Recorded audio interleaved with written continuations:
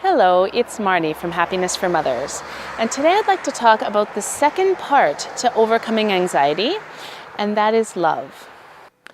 I think often the origin of anxiety is that in fact we feel so much love. We feel more love than we really know what to do with, and because love and fear are two sides of the same coin, we go flipping into fear. And so I'd like to talk about how powerful love is in flipping the coin back to love and using love to overcome our fears. The main way that they help people with anxiety nowadays is Cognitive-Behavioural Therapy. And so what they do there is, we're feeling fear in the limbic brain, in the emotional brain, in the core of our brain. And to overcome it, they say, go into your cerebral cortex, go into your intellectual brain, and intellectually counter these fears. Now, this approach did not work for me in social anxiety, because here I was in front of a person feeling so much fear, and I did not have access to my cerebral cortex. I didn't have access to my intellectual brain, because I had to actually have a conversation with someone at the same time. Right? So cognitive behavioral therapy didn't work for me at all, which made me really feel hopeless and helpless, like there was nothing I was going to be able to do, right? But finally, after 5 years, so when I was 26, I realized what my real problem was. And my real problem was that I love people very, very much. I love people more than you're supposed to love people. And I love my friends more than you're supposed to love people. Like the feeling rules, let's go back to the feeling rules.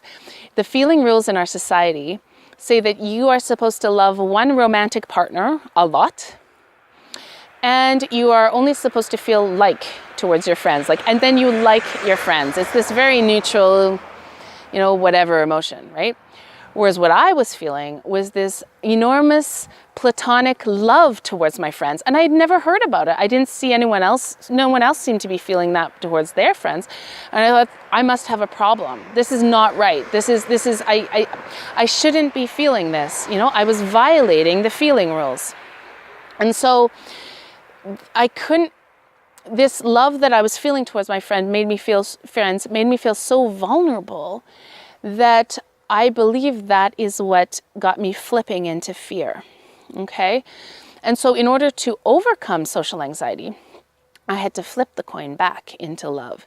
And so what I realized is that I love people very much, and that I'm going to dare to love my friends, and I'm going to dare to show my friends and everybody else how much I love them. And so whenever I was feeling scared of somebody, even if it was walking into a shop or dealing with anybody for that matter, a teacher or a coworker, whatever it was, I just told myself, Marnie, love them. And so I would love them and I wouldn't feel any fear, because love is stronger than fear. Okay? And this requires no intellectualizing, like in the cerebral cortex, right? This remains staying in the limbic brain and just doing a flip from fear back into love. And love is what we really feel, right? That's what I've always felt. I've always loved people.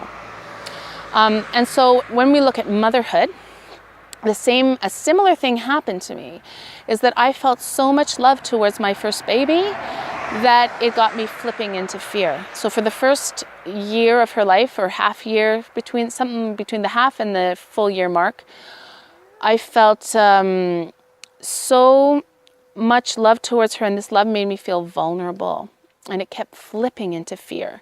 I kept imagining the worst case scenario. And so with maternal fears, what I had to do was actually two kinds of love. So one was to realize I love my baby very much, and what I want to feel in the present is not fear. I want to feel love. I want to be able to embrace love completely to the fullest, right? But in order to do that, I had to do something more about these fears, right? And what I learned to do was a form of self-love. I developed the self-confidence that if anything were to happen, if ever there was the worst case scenario, that I could handle it. So I gained a certain kind of self-confidence, right? Self-love, that I don't have to worry about the future because I can handle whatever comes my way, right?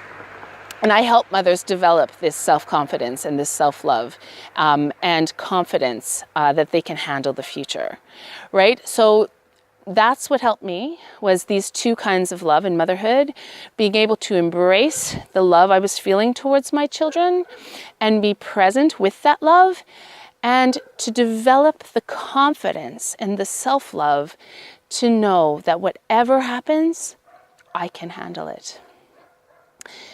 So yeah, it's something to think about. You know, that when in overcoming anxiety, we might not have to do all that much intellectualizing.